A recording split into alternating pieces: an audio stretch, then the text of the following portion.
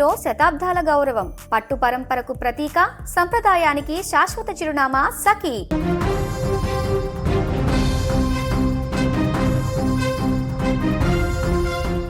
ప్రపంచం అంతమైపోతుందేమో అనిపించింది. చుట్టూ కేకలు, కన్నవారి కోసం పిల్లల రోదనలు, క్షణాల్లో కళ్ళ ముందే బూడిదైపోయిన జీవితాలు.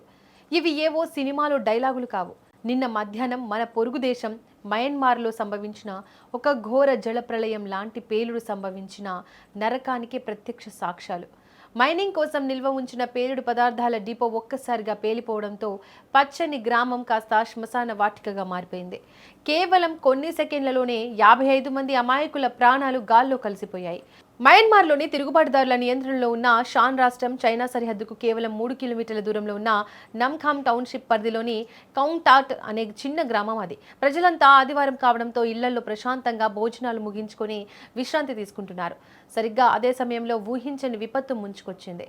గనుల తవ్వకాల కోసం రాళ్లు పగలగొట్టడం కోసం అక్కడ నిల్వ ఉంచిన ప్రమాదకరమైన జెలిగ్నైట్ పేలుడు పదార్థాల డిపో ఒక్కసారిగా పేలిపోయింది.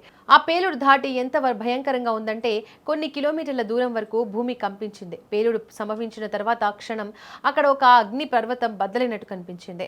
దట్టమైన పొగలు ఆకాశాన్ని కమ్మేశాయి. ఆ డిపోకు సమీపంలో ఉన్న సుమారు 100 ఇళ్లు ఒక్క క్షణంలో పూర్తిగా ధ్వంసమైపోయాయి. ఇటుకలు, సిమెంట్ దిమ్మెలు గాల్లోకి లేచిపడ్డాయి. నిద్రపోతున్న వారు నిద్రలోనే, తింటున్న వారు తింటున్నట్టుగానే ఆ శిథిలాల కింద నలిగిపోయారు. ఒక నివాస ప్రాంతానికి ఇంత దగ్గరగా అంత భారీ మొత్తంలో పేలుడు పదార్థాలను ఎలా నిల్వ ఉంచుతారని స్థానికులు కన్నీరు మునిరవుతున్నారు.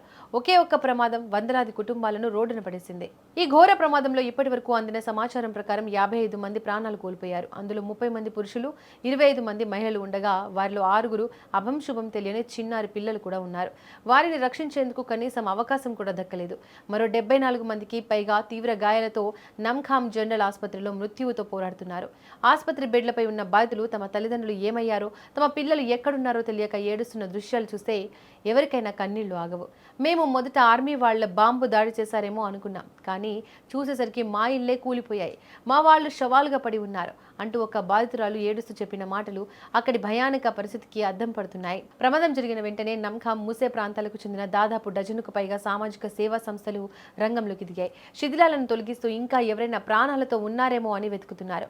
ఈ ప్రాంతాన్ని నియంత్రిస్తున్న తిరుగుబాటు దళం TNLA స్పందిస్తూ ఇది ఎలాంటి సైనిక దాడి కాదని, మైనింగ్ కోసం దాచిన మెటీరియల్ అనుకోకుండా పేలిపోవడం వల్లే ఈ ఘోరం జరిగిందని ప్రకటించింది. బాధిత కుటుంబాలకు పూర్తి సహాయం అందిస్తామని, దీనికి కారణమైన వారిపై చర్యలు తీసుకుంటామని తెలిపింది. ఏదేమైనా ఒకరి నిర్లక్ష్యం 10ల సంఖ్యలో ప్రాణాలను బలి తీసుకుంది.